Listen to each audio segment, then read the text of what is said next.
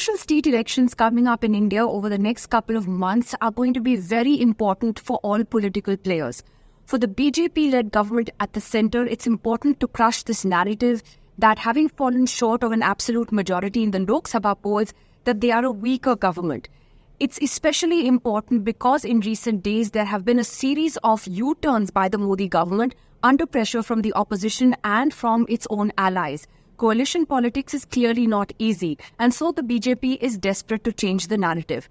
For the opposition, winning these state elections becomes crucial, especially because A, they actually do have an edge in all the states going to the polls, and B, they need to keep up that momentum of having done better than many expected in the general election.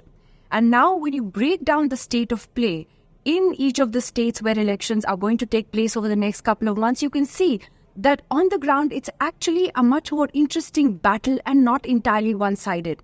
In Maharashtra, for example, we'll have to see how it plays out. There are all new permutations and combinations with parties having broken up, being split, people having switched sides. How that will play out will be important. How much sympathy Uddhav Thackeray gets will be important.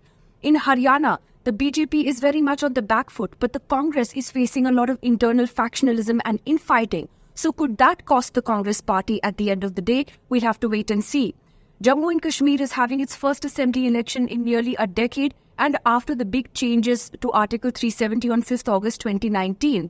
And while the Congress and the National Conference have a formidable alliance to take on the BJP and its proxies, at the end of the day, the role of smaller parties and independents could also be very crucial.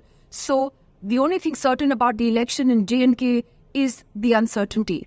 And then there is Jharkhand, where again, the JMM will be hoping that Hemant Soren's incarceration in an alleged money laundering case will bring them sympathy.